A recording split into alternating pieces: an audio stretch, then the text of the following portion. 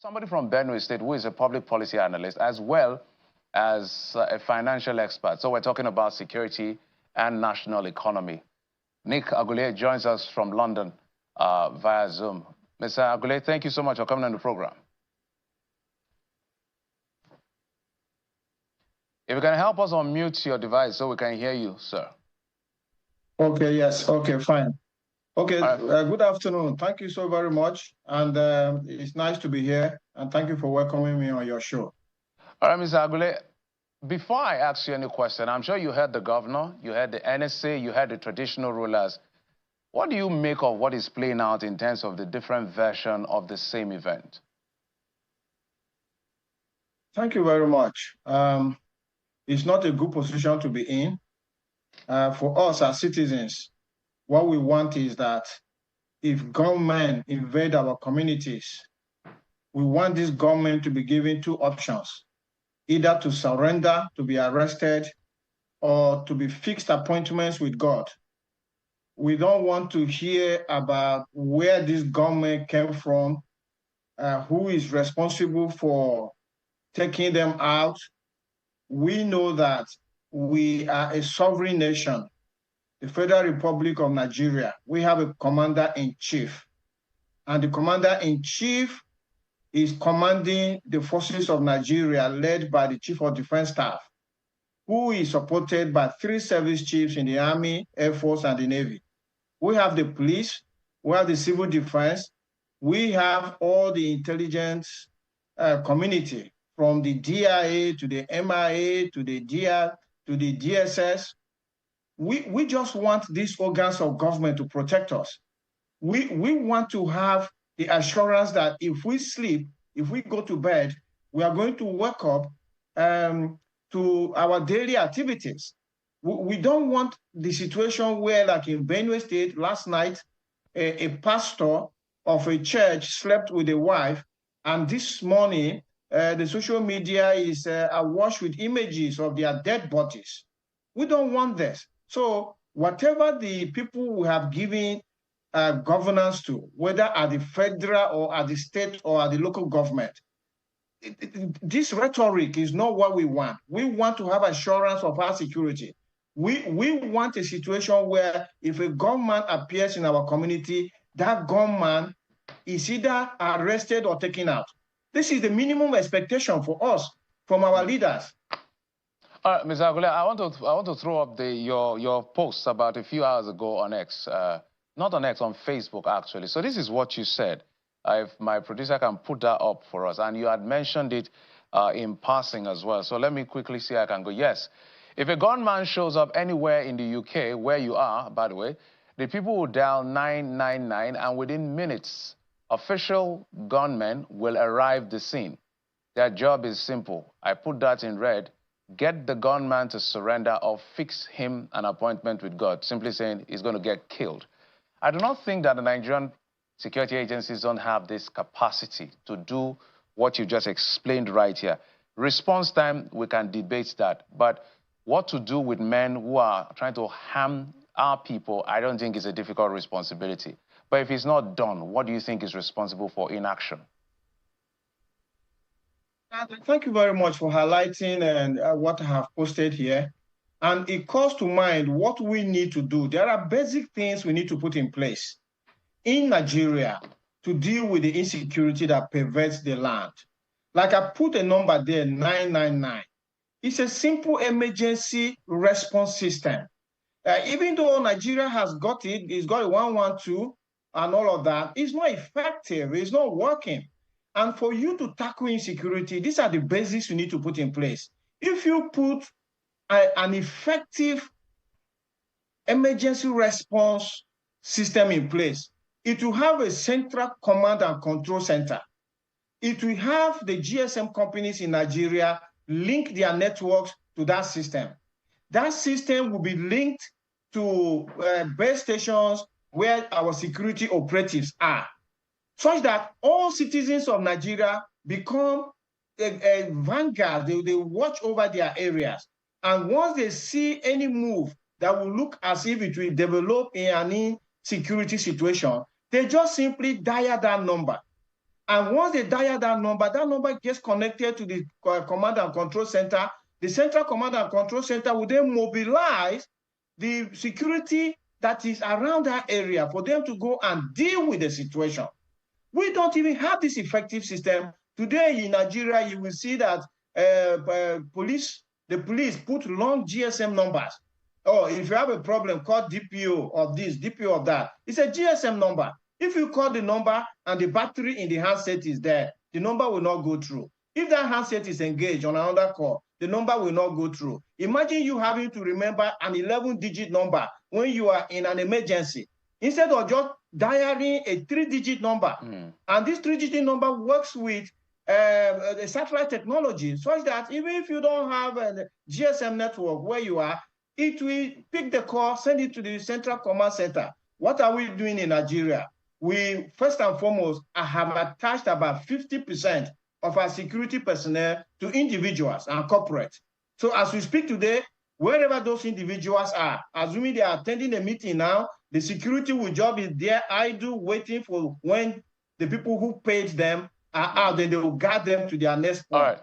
50% are doing that. The other 50% we have kept on roadblocks. So they are in a particular position all the time. And if the bad guys want to deal with them, they know where to go and find them. So they just go to that checkpoint and they shoot them and pick up their arms. Security in the modern world is done differently. With the Central Command and Control Center, you keep your armed men in a heavily fortified place. You know, so in the 774 local government, we should be talking about in each senatorial district, for instance, you will have a heavily fortified place where you keep your security men. And when they receive a call from the citizens, they leave that fortified place and deal with that insecurity and then come back in. Instead of putting them on the roadblock, exposing them, and then when the bad guys come, they just take them out. Agule. And then you now have a multitude of families who don't have fathers or brothers or uncles.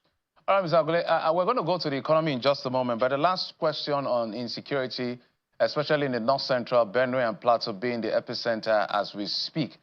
How much can honesty go in helping galvanize support of citizens to support the government in fighting this menace of insecurity that has reared its head? Because in 2024, at about some time, we didn't have this level of insecurity, but it looks like some level of inexplicable resurgence in that sense. So what I mean is, there's some level of inconsistencies and claims that is even maybe eroding confidence in the people. On one hand, the governor of Plateau State said about 60 communities have been overrun by this, whoever these criminals are.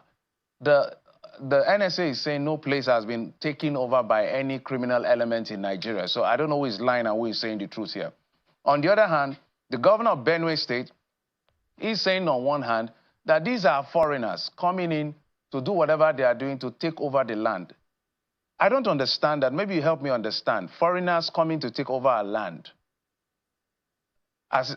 Just help me make sense out of that particular statement. If these are foreigners, how come they want to take over our land? Because some people have attributed it to a particular ethnic nationality, the criminal element in that ethnic nationality. So all of this confuses the mind of the citizens in helping the government if they are not honest and sincere as to approach. So what do you think? It's a very confusing situation, like you have rightly painted. I mean, I watched the NSA. He was in Benue State yesterday, where he said no place in Nigeria has been taken over by bandits. And then the governor of Plateau State has said something. Today, I watched Governor Alia on another network. He was struggling to try and evade this situation where he will contradict the NSA, that there no part of his state has been taken over by bandits. But you see, we don't need this politics. You see, for us, it is terrible to think that, look at the states that are on the front lines right now. Plateau State, Benue State, and then some other states in the middle of Nigeria, in the heart of Nigeria. We can excuse Borno State to say, okay, it's at the border, so they cross over from Chad or from Niger into Nigeria, they strike and they run back outside our jurisdiction. But how about Benue State? How about Plateau State? They're in the middle of Nigeria. How can we have a defense structure led by the Chief of Defense Staff and the service chiefs And they are there when people come into the heart of Nigeria and they strike and then they go away scot-free. The first thing is that we should have prevented them from coming that far into Nigeria, but we didn't. At the end of the day, after they struck and killed our people, we still let them go scot-free. This situation needs to be arrested. And I think Mr. President needs to read the Riot Act to the commanders to say, look, either you guys contain this situation, or I'm going to relieve you of your jobs and give this command to other people who can come in to do the job. Because in the budget for 2025, defense was giving, as usual, the highest budget. We have the highest budget allocation. So they have to justify this allocation in terms of the security they provide to Nigerians. Let's come to your forte, one of your major forte, which has to do with finance. So the Bretton Woods institutions have been looking at global economy. The meeting in Washington is ongoing. I think it's still ongoing, if I'm not mistaken. And there's a bit of a downgrade in terms of our GDP projection. We haven't seen the rebased GDP. We have seen the rebased CPIs, and we've seen how the numbers have moved from 25 to 23 and back to 24. It's a volatile situation, and the NPR is still quite high as we speak. So everywhere you turn, it's an upward trend in terms of cost, whether it's electricity and all of that. So if we convolute it with this issue of insecurity, dwindling oil price, as well as dwindling or not, we don't have enough aggressive production to cover that margin in that sense. So there's a lot going on. So everybody is trying to look at 2025 with a bit of cautious optimism.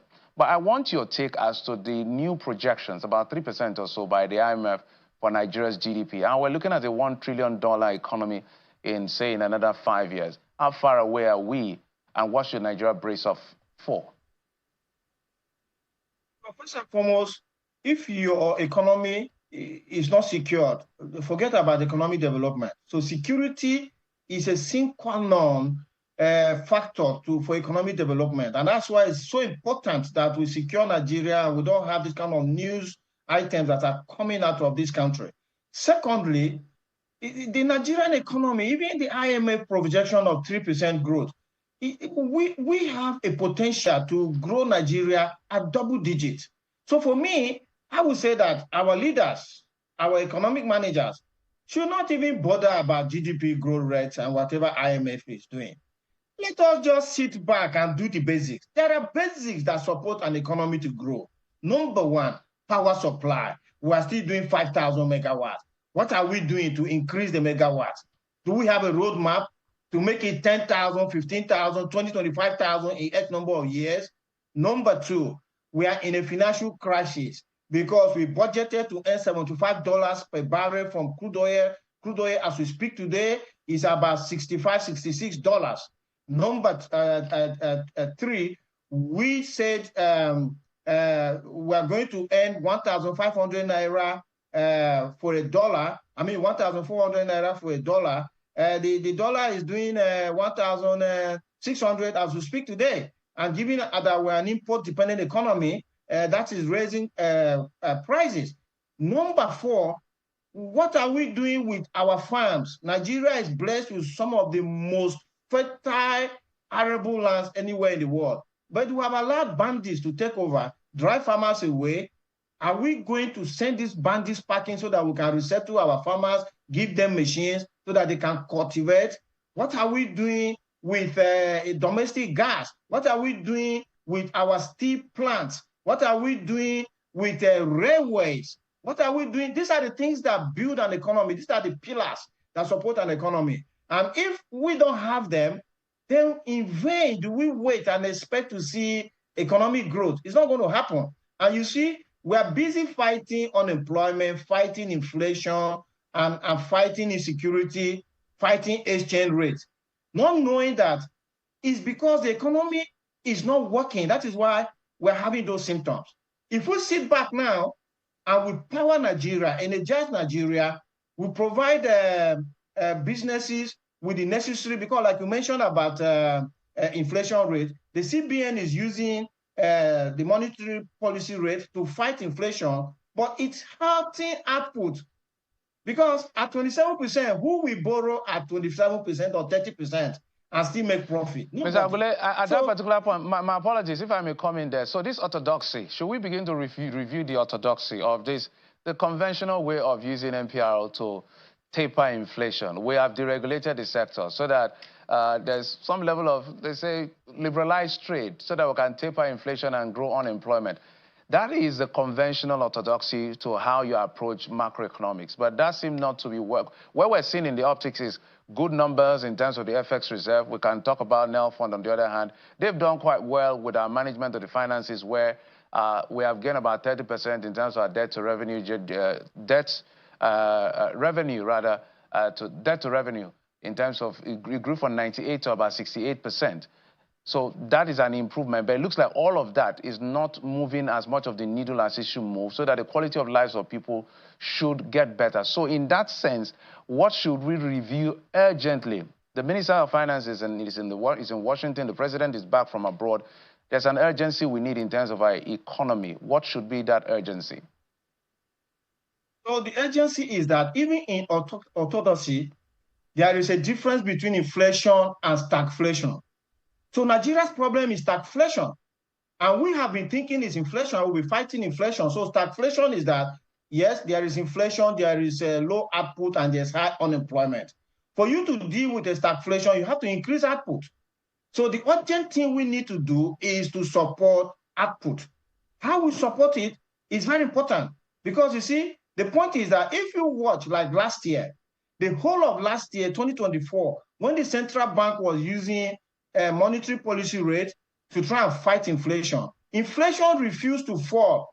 The only time inflation fell in July and August was because food inflation fell. And food inflation fell because there was no harvest, there was supply of food to the market. So you can clearly see that Nigeria's inflation cannot be solved with interest rate rising. It will be solved with output increase.